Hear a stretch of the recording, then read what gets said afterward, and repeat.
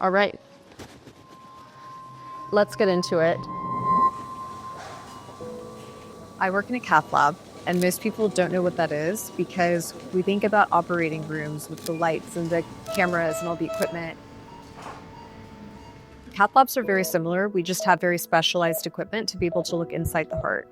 It's almost like this beautiful harmonious dance between people that show up with the intention of doing good, and somehow it just happens. So it's a really cool environment. Cath lab is the closest thing that there is to competitive sports. We call ourselves cathletes. This is not a money job. This is a passion job. If you've never been in a cath lab, I invite you to join me in ours.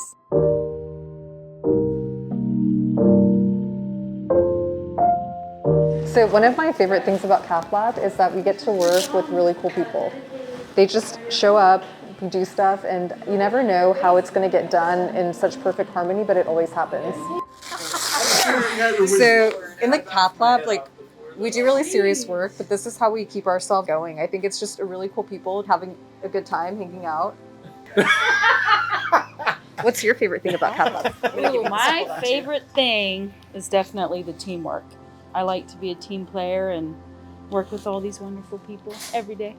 What happens whenever you get that instant? Like, what is the sensation that you get? Because for me, it's like all the hairs on the back of my neck will stand up. Yes. What does it feel like for you when you're like gut feeling like something is going on? I just get calm, Yeah. I'd say. You're just like, I'm Yes. just locked in. I try to just stay present and stay calm. That's cool. Mm-hmm. What's the one thing that you wish you could tell to every human being about taking care of their health in regards to preventing a heart attack? I love this question, and my answer is going to be a little bit different from other doctors. And I am very sensitive to energy. So I believe that we're energetic beings in physical form. And so I believe that it's so important to live in alignment, whatever that looks like for you. So really understanding who am I, why am I here, what is my purpose, without all the other noise of the expectations or the external pressures, and really living in alignment and having energetic harmony in the body. And with that, I think come all the good decisions of lifestyle habits, like your exercise, your diet, not smoking, not drinking, just all these other things that are more of the habits, I think come from the foundation of energetic alignment within the body. And I never really understood that until I started working in the cath lab. And then I realized, wow, we're all energy. And how do I walk into a room with people I've never met before and we can get somebody through this very intense procedure in a really quick time frame and things go well? So I started realizing we're actually sensing each other's energy. It's unspoken. So I really think that there's something to that, energetic alignment. What's your favorite thing about cath lab?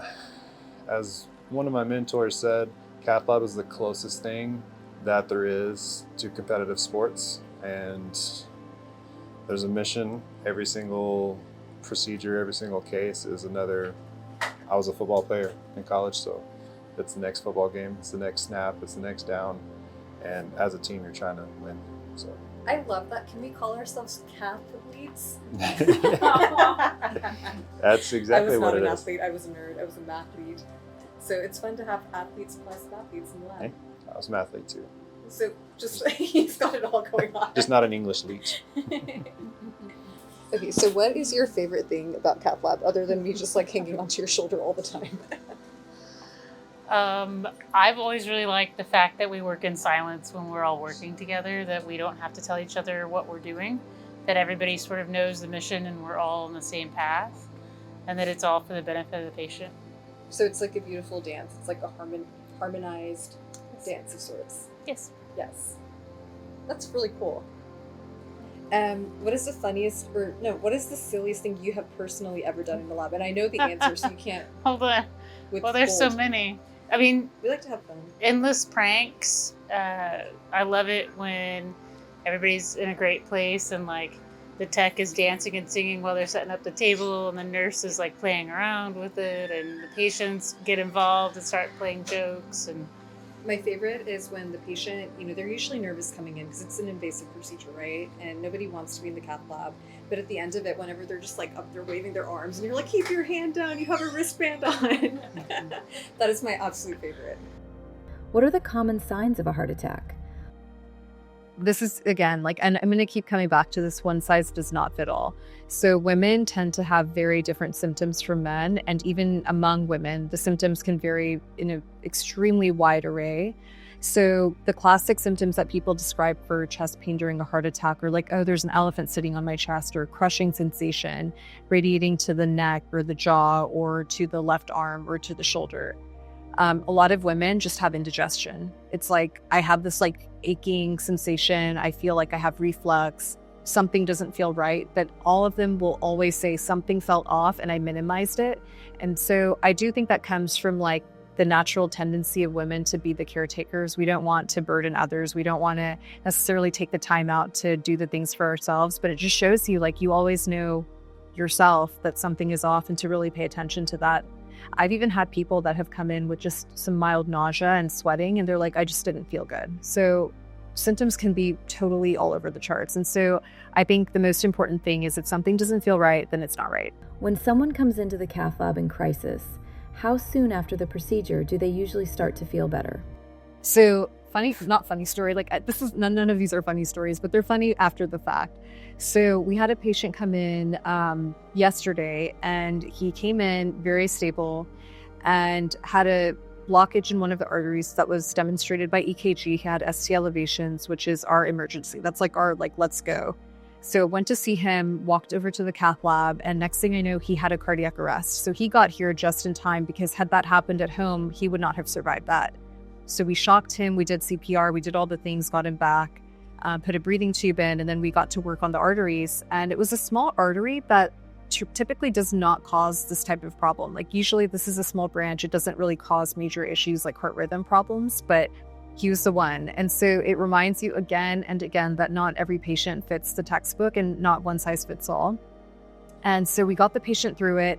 He goes upstairs, and then the next morning I walk in after they get the breathing tube out, and he's on the phone telling people, hey, guess what? I died yesterday. And he was so joyful about it. And I was like, sometimes it is so fun to see how animated a person is after the fact, because when they come in, they are in this like line between life and death, this very intense situation. It almost feels like we're just like in it together.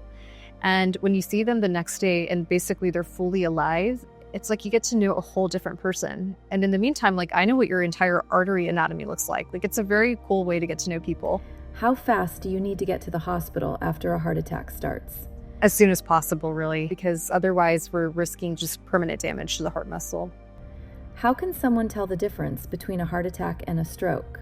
So the heart attack is whenever you have a blockage in the blood flow to the heart muscle, and then the stroke is whenever you have a blockage in the blood flow to the brain. But the mechanisms are really similar. Is sudden inability to raise one arm more indicative of a stroke or a heart attack? So that would be on the stroke side of things. And so they're kind of related, like cardiovascular disease related to cerebrovascular disease. But if you have like limbs that you can't move, or you lose sensation in certain parts of the body, especially if it's like on the entire half of the body, those kinds of things are usually more consistent with stroke. But during a heart attack, people can typically move their arms unless they simultaneously had a stroke, which I've seen that happen a couple of times too. Have you ever had the opportunity to reconnect with a patient after saving their lives? So I actually have had a bunch of patients that have reached out to me on social media. I left my last job, and I had a couple people reach out to me on LinkedIn or Instagram or wherever, and they're just like, hey, do you remember me? And I just wanted to let you know I'm okay. And it touched my heart. It made me so happy to hear that. I even had one ask me, like, do you ever think about us? And I literally just thought about this patient like the day before. And it was because we went through this really big hospital course, a young patient, really big problem, but got ultimately treated the way that it needed to, and he did well. But I gave him my cell phone number because I was like, okay, if you ever run into a situation where you don't know what to do, have the doctor call me, because I want to make sure that somebody is able to explain this, because it was very complex. And never called me except to just say like, hey, I'm okay, I'm alive. Do you ever feel nervous about openly sharing your story? You know, when you think about your doctor, you're like, okay, so what is the demographic that you think of when you think of a heart doctor? I'm actually curious, like, what would you like usually typically think? 35 male. Yeah. And so here I am, like, I'm a 30-something Indian woman, and I'm small, and I am relatively quiet. I think I'm an introvert, though people will, I don't know, debate that. And I felt like, man, I'm putting myself out there. Like, I'm just putting it all out there, but I'm doing it because when I was in training, I so badly wish that I could see somebody and say, hey, I can be that. And I didn't have that. I had my mentor who was amazing, but I didn't really relate to him on that personal level. And so that's how I started using social media. I was afraid of getting, bullied or teased or whatever. But then I started going to medical conferences and people would come up to me and just say, hey, can I talk to you? And it would turn into conversations with people who just needed someone to talk to, and they would end in tears. And I was just like, it's amazing how you can make an impact in a life just by literally showing them like, hey, this is how I live. So now I'm just like, see it all. This is okay to be this way because it actually makes you a better doctor. You can connect on a deeper level with the people around you. And I really believe the happier we are and the more at peace we are internally, the more that it reflects in whatever we do externally. So that is why I feel like it's super important to share. What would you say to other doctors who want to start sharing their experiences, but are nervous it might be a risk to their career? I think as long as the intention is there, as long as it's with the intention of doing what feels aligned and authentic to who you are, it's the right thing to do. And I really feel like when we get into trouble, it's because we're chasing something. We're chasing the likes, or we're chasing the notoriety, or we're chasing the recognition. And I think if we really have a clear understanding of why we're doing what we're doing, the message will resonate. The energetics of that message will carry you forward. And I think it's received differently. I really do. What does it feel like to do this job? I don't ever pause to think about that. It's just, it kind of becomes your normal day-to-day life. And then you're like, wait, if I just pause and I even think about 1% of what we do in a day, it is such a cool and interesting field, but it's also just like you are connected with people in such a different way. And it's actually really important to pause and realize that. Like, we have this insane, like, energetic bond with the people we work with, the people that we take care of. And yeah, that's pretty wild. Can I ask you a question?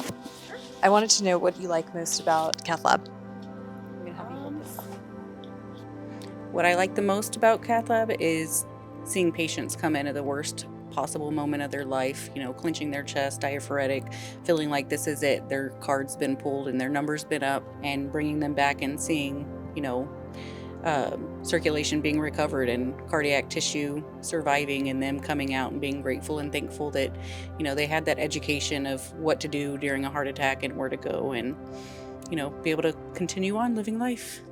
That's so, that's the perfect answer for what we do. Do you I got think goosebumps. that you are like someone who is like extra grateful because you're around so much gratitude every day in like such a big way? Absolutely. So my background is open heart surgery. That's what I've been critical care for 15 years, and I love seeing, that aspect of it, but it's different when it's actually in the critical part, when they're coming in not knowing what's going on.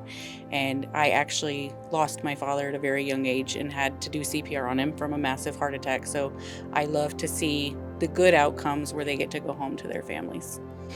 That's really beautiful. So you have like a very personal connection to this work. Absolutely. I think a lot of us do. It's just like, how do people even find this job, right? Yes. And I tell people all the time, especially new nurses that come and want to do critical care or cath lab, I tell them, this is not a money job. This is a passion job, because you have to have a reason why you want to be here, why you want to get up every day and do the most and learn the things that you need to learn for evidence-based practice for good outcomes. You've dealt with probably the sickest patients in the hospital ever. Like, you're in the OR and now in the cath lab, and then you were in the ICU for a long time. So what is something unique that you've learned about people just doing this work? Something unique about people doing this work is it's very, very stressful, and you have to have that outlet. And then on the patient side of it is anger is most time the first response, and it's not typically the patient, it's the family when something major happens. But you'll learn that if you're patient with them and understanding with their feelings, that eventually they're going to see why things were done the way they were done. Everybody had to leave the room, and it was an emergency, and we had to get to the patient to do what needed to be done to save that cardiac tissue. And ultimately it comes full circle, and they end up coming back and being grateful and thankful for the doctor and the nurses and everybody else. I think it's true, like the grief that people experience in that moment, Mm-hmm. everyone has a very different reaction to it. And it's like until you're in that situation, you never know how you'd react. Like I can't tell you how many STEMI patients I've had that, you know, they're kind of angry whenever they come into the ER, and then you're like, you're having a heart attack, and they're like, I'm not having a heart attack. And, you know, it's kind of like a little bit of an exchange.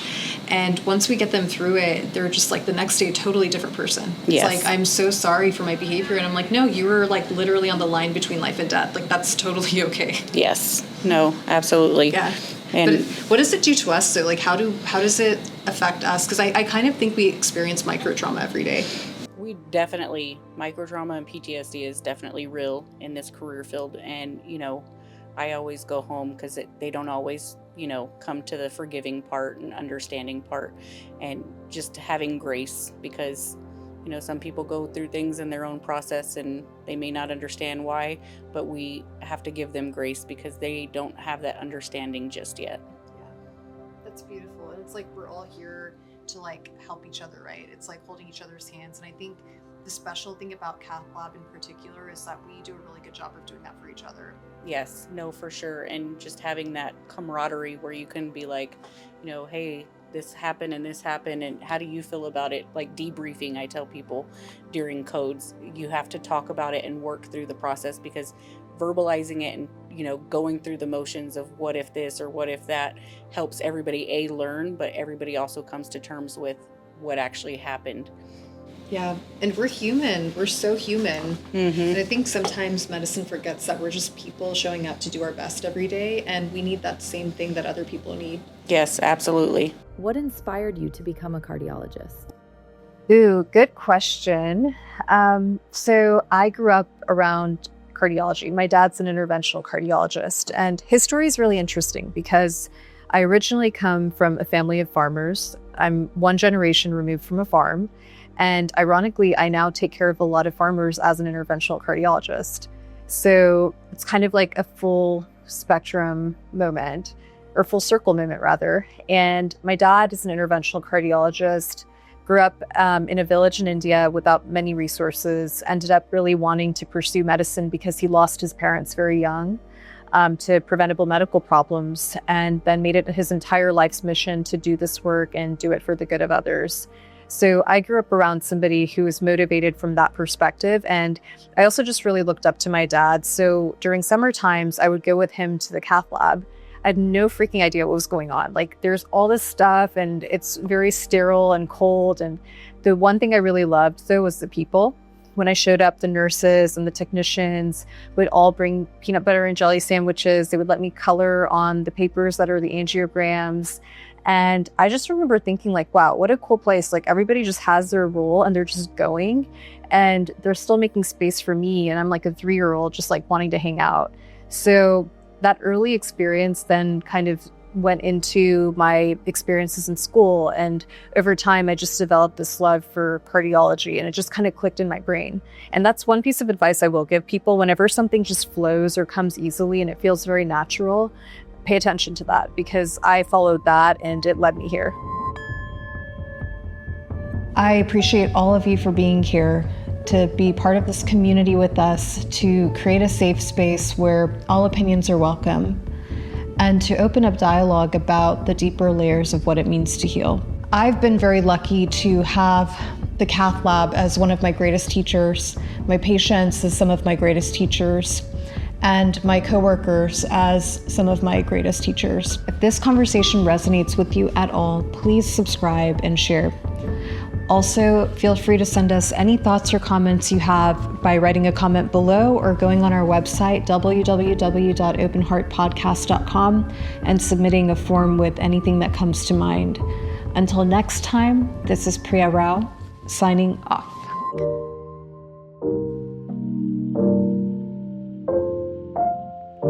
If this conversation spoke to you, I'd love for you to stay connected. Subscribe on YouTube or wherever you're listening so you're part of this growing circle.